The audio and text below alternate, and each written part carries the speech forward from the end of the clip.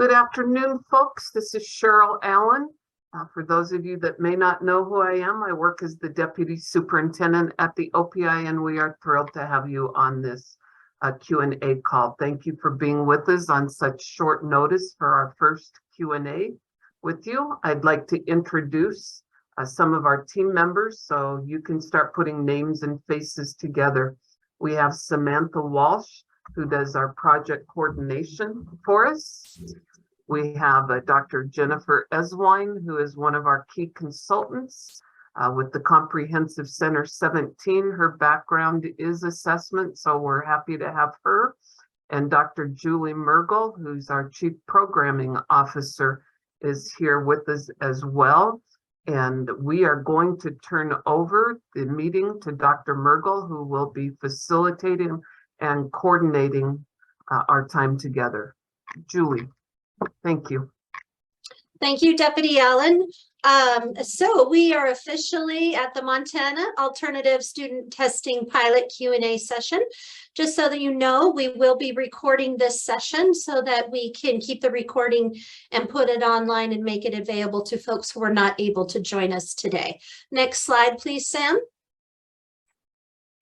So the purpose of our session today is to address frequently asked questions that we've been receiving related to the MAST pilot, and to provide our school district staff with what to expect leading up to the first testing administration window, which will be November 7th to the 22nd.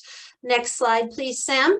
So we'll kind of follow this in two formats. First, we're going to share with you some general information up front to really be sure that you have some of those critical key questions about what is this, why, how, who, all of those details. And then we really want to spend a good portion of time just leaving a time open for you to ask questions about the MAST project. Please know that you can use the chat feature to ask clarifying questions and to be putting in things that you're thinking about as you hear us talking, so that we can be sure to answer those questions as well when we get to the open live question portion. Thanks, Sam. Next slide. Cheryl's already introduced us. So just really quickly, background about the Montana Alternative Student Testing Pilot. So the OPI is partnering with New Meridian, and New Meridian is a nonprofit company, to develop an improved assessment system that will reflect the needs of our students, teachers, and administrators while providing some flexibility. The vision of this is to implement what we call a through-year assessment system. So that means that throughout the year, we're going to take the summative assessment and break it up so that it happens throughout the year 4 times. And then be able to add that up to calculate what would be a summative assessment. So the goal is to, as soon as we can, to satisfy our federal summative assessments using this through-year model and ultimately replace that. We are required this year to still do the summative assessment while we're doing this pilot to demonstrate that we can use more of a formative approach, if you will, throughout the year to add up total to the summative assessment. Next slide, Sam.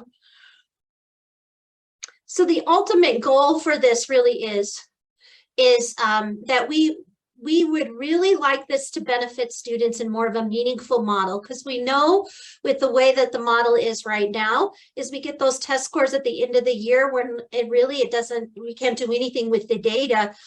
This is more in real time, so you can be able to look at the data and more meaningfully make some adjustment to instruction in real time and share with students what their growth is throughout the year. In the next year, hopefully, it won't be this first year, but really we want this to also be aligned to the testing of the local scope and sequence of the taught curriculum. So what we want to be able to do is say at this point in the year, if you're teaching this is when you're testing this particular standard, so that it becomes closer aligned to the actual instruction that students are working on in real time. Next slide, Sam. So here's kind of the vision of what it looks like. So there's 4 different sessions or 4 different windows, and you'll see that it's broken up into much smaller assessments rather than that big thing at the end of the year. And so we'll have 4 little windows, if you will. And we call these testlets. And so a testlet is composed of 8 to 12 items that'll take approximately 10 minutes to give. So for the first window upcoming here in November, it'll be like 10-minute, 3 little sections with some multiple items with the standards to be given. And then that'll happen for 4 times throughout the year. So this ends up being about 4 hours total of student testing time as we get through the year. Next slide, please. And I'm just going to kind of keep moving quickly. So why really change this? Well, because we know that we wanted an assessment that is much more meaningful and provides that feedback and is closer connected to the instruction that's happening during the year, and then meets the summative assessment requirement that we're required through our federal program. We know for a long time that that has not been the way that this assessment has worked. And I think that we're all looking forward to a different system that would be much more meaningful for our kids and for our teachers and our families. Next slide, please. So these are kind of some of the things of why, right? Is that we'll be able to assess on the standards. It'll be flexible where you could then start to pick when you're assessing those standards throughout the year rather than at the end of the year altogether. It's going to provide that reporting back on how kids did on those assessment items that are aligned to the standards. It's going to be able to tell us how did they do throughout the year. And so we can start to see more of a growth through the year rather than just proficiency at the end. Can really provide much more flexibility in the testing window for teachers to give it when it makes sense during the class period at that time. It'll be short amount of testing throughout the year and really be able to start to make it more meaningful for kids. Next slide, please. So we've done a lot of talking about what is it. So MAST, we know what it is. It's a through-year assessment. It's got these testlets, and the ultimate goal is to replace the summative assessment in the end. We did apply for a grant, the competitive grant for state assessment through the U.S. Department of Education, and were awarded that grant. So this first year during the pilot is being actually funded through Education First grant. And then the competitive grant for state assessments will be starting the following year, the second year of the pilot, to fund it as we move forward with the goal of replacing that summative assessment. So we'll be adding on a 2 grade levels every year. This year, we're just starting with 5th and 7th. And doing ELA and math, and then adding on 4th and 6th the following year, and then so forth and so on. So next slide, please. So we are really super excited to let you know that we were aiming for 30 districts and we got 44. We were aiming for this first year in the pilot to get 1,600 5th graders and 1,600 7th graders. And we have really done a great job here of exceeding those numbers. So thanks to each of you, we'll be able to do that. We'll have 4 administration windows throughout the year, 3 math testlets per window, 2 ELA testlets per window. And then there'll be like districts will have the ability to kind of set their own administration timelines during that window as we go through the pilot. It's about 10 minutes per testlet. In terms of the technology, it's a computer-based delivery system via the cloud. So you'll get a secure client link in order for you to have your students access that. And there will be some training. We'll talk a little bit more about that. Do want you to know you'll be getting score reports within 2 weeks after the administration that give kind of the raw scores for teachers to take a look at and say, okay, on this test item that was related to this standard, how did the student do with this particular item? Did they get it? Did they not get it? Next slide, please. Key dates. So really important dates that we sent out to you guys last week, which I know you got because you're here today.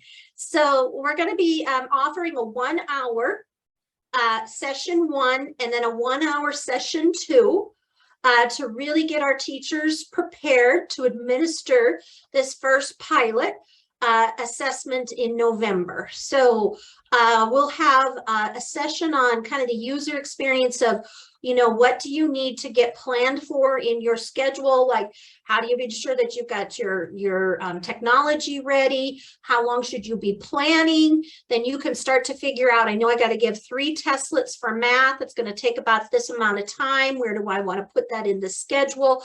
So we'll go over that in session 1 so that you know kind of like what you need to be able to set up. And then session 2 is really the nitty-gritty. Here's the link. This is how you log on to the secure site. This is how it actually gets administered and submitted. We at the OPI are going to be taking a big portion of the rostering. So we'll be really ensuring that that rostering happens. So we'll kind of explain in session 1 what you can kind of, you know, get a sense of what this experience is going to be like so that you can really plan for it. We'll have 2 offerings, one during the day and then one at 3:30. We will record them and make them available in case your staff is not able to attend at any of those 4 different times for session 1. And then we'll offer 4 different times for session 2 and do a recording as well. So I just want to be sure you have that. We have talked about, we do have money in our grant, just so that you know, if you have to end up hiring a substitute to step in, or if they have to work after hours, we will be able to, we'll put forward the process, get that all out to you and communicate that to you so that we can reimburse you for that cost here, just so you know that. Next slide, please. These are the testing windows. So again, November 7th through the 22nd. So that will require there to be, if you're doing math, 3 testlets, the 10 minutes each, somewhere during that window, and then the 2 ELA during that window. And then the second one will be in January, and we're just finalizing and getting the last dates. We're just kind of checking around on calendars. That March and April, to try to be sure we can encompass all of the different spring breaks and such, so that we get those windows just right during those time frames. Next slide.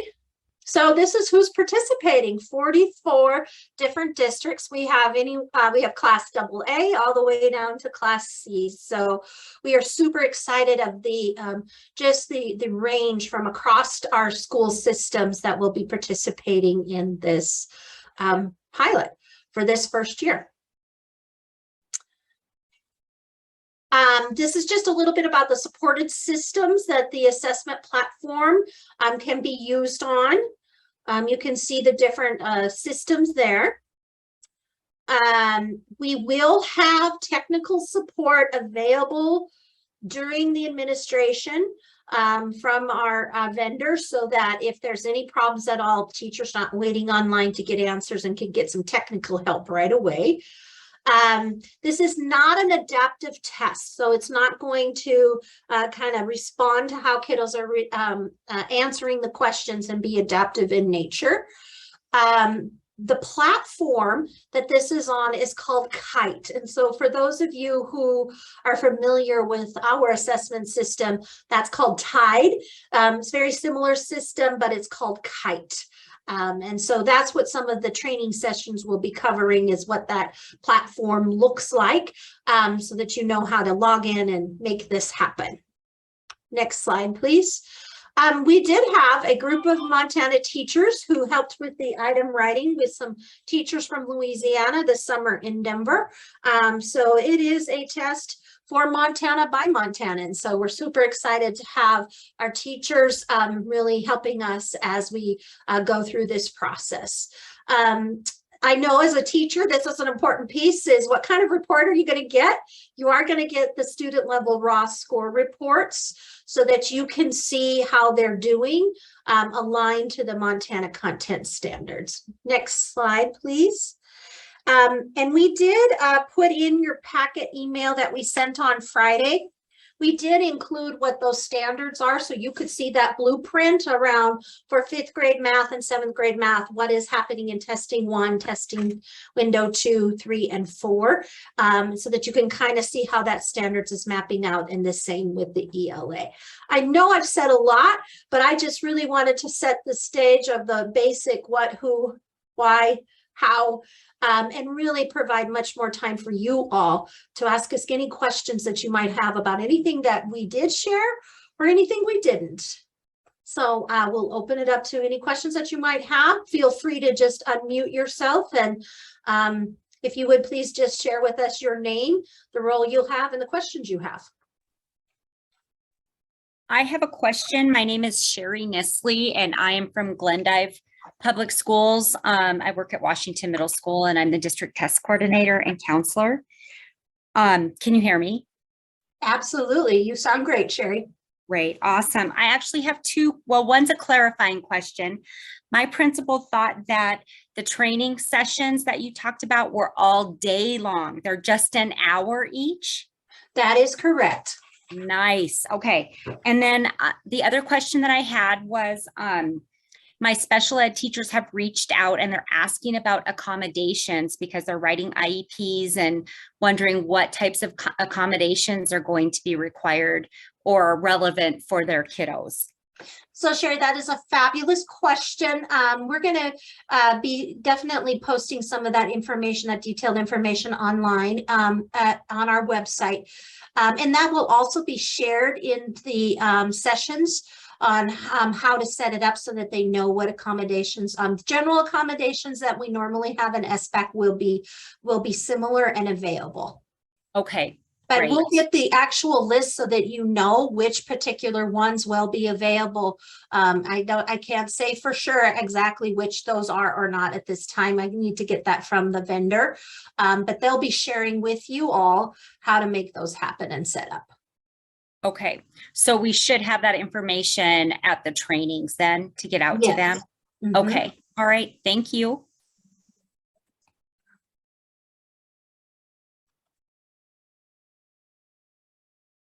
Hi, this is Craig Mueller from Havre. Can I ask a couple of questions? Absolutely. Superintendent, how are you today? I'm good. How are you doing? Great. Awesome. The scores are available after the testlets. I caught that part. Approximately 2 weeks after the testlets are completed. That is correct.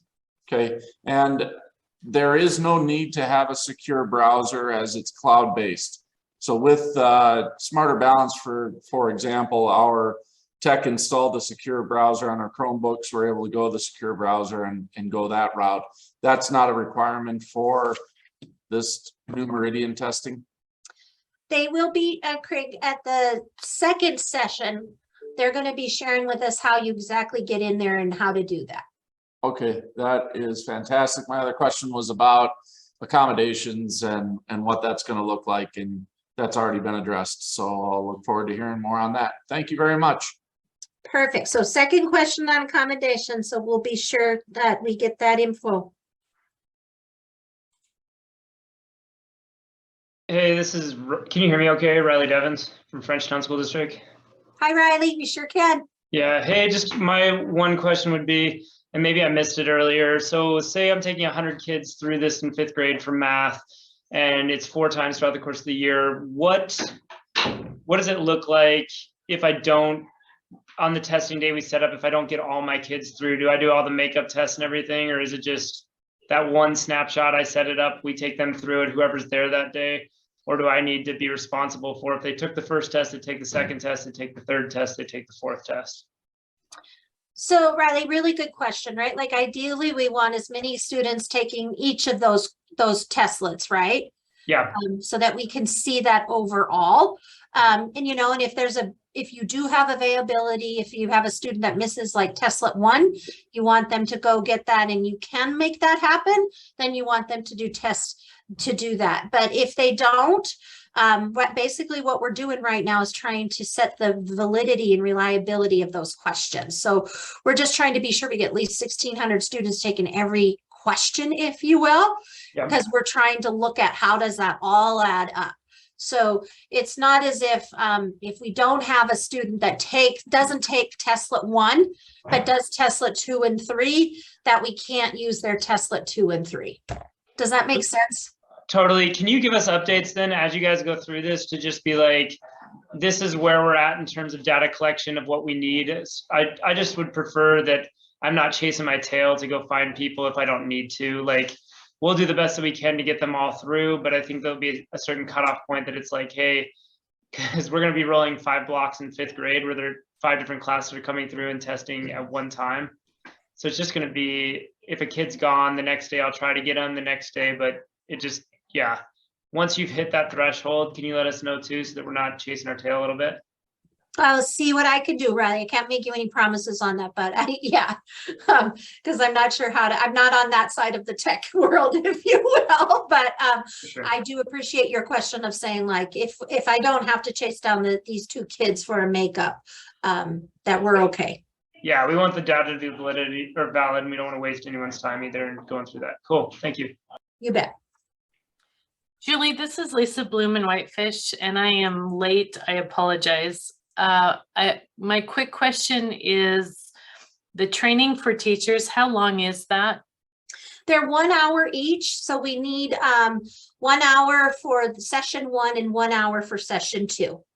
Great, thank you.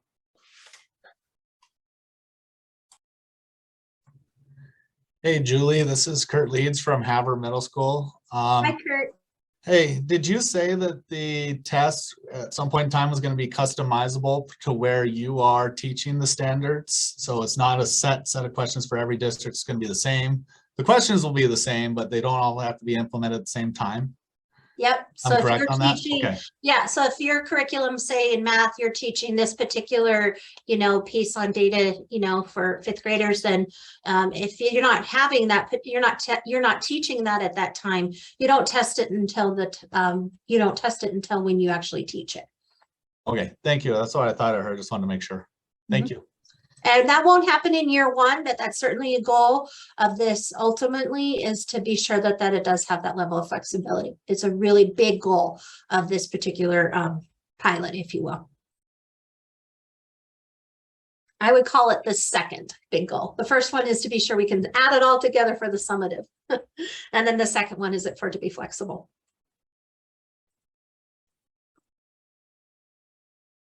And the third one is that it measures growth. So you know where your kids are when they started, you know where they're at the conclusion of the school year, and that's what we report on and get rid of classifying and sorting of kids.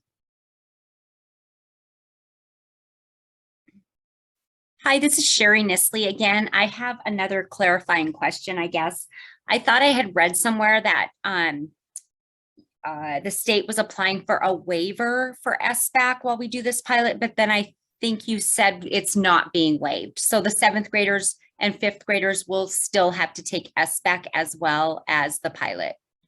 Correct. So Sherry, that's a really critical point. So this school year, our kiddos in the pilot will have to take the SBAC at the end of the year. I do want you to know we're going to be really aggressive as soon as the Department of Education opens up what they call the IADA. That's the Innovative Assessment Demonstration Authority.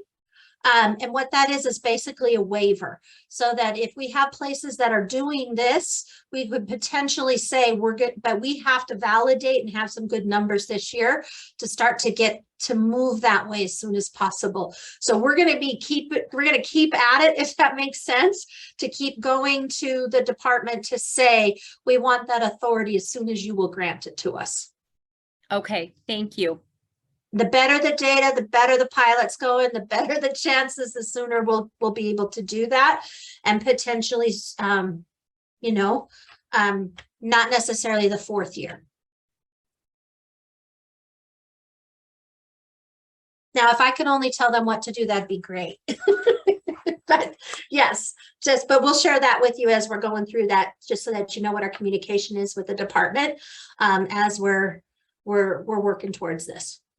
Okay, This is Cheryl, and I will share with all of you, the superintendent is very keen that SBAC a year from now looks dramatically different. So as Dr. Mergel indicated, We've already got working orders moving forward, and we're going to be working diligently that we transition as quickly as possible to an assessment system that makes sense for Montana. So just know we're going to need all of you at the table, giving us feedback, guidance, suggestions, and we appreciate that you are at the table. Thank you.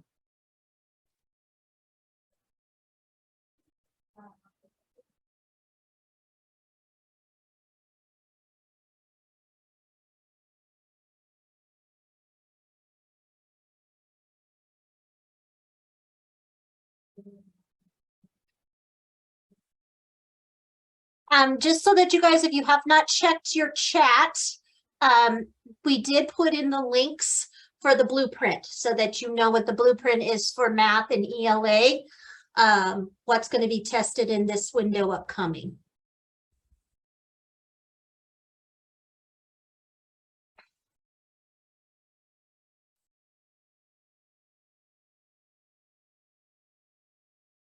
Any other questions that you think would be helpful, that you want to be sure that we address? Here is our contact information. If it doesn't come to you today, but it comes to you tomorrow at 6 a.m. in the morning, please do not hesitate to send questions to Sam or any of us that are listed here. We're happy to get in touch with you to be sure that you have everything that you need. We do want you to know that during the actual testing, we will have a service desk available, and we will also have the OPI assessment team available in the background as well to be helping us as we move through, like being sure that you have that additional layer of support from Kite. Sam, did you see that Dawn said that link didn't work? Yep, I reposted the ELA link in the chat, and I'll send that out in an email as well. Perfect.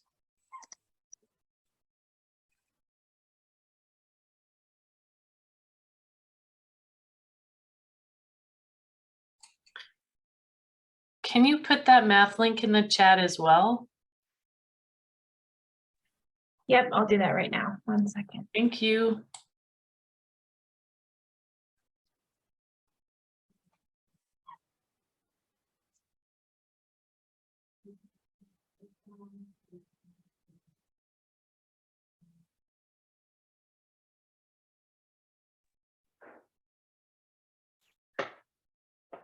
All right, are we done? I think so, unless you have any more questions, Riley. All right, thank you. We look forward to seeing you guys in training sessions very soon. Thanks, everybody. Good to see you. Good to see your names. And if you need to be one of those folks that says, hey, I need updates, be sure you email Sam, so she has you on the distribution list.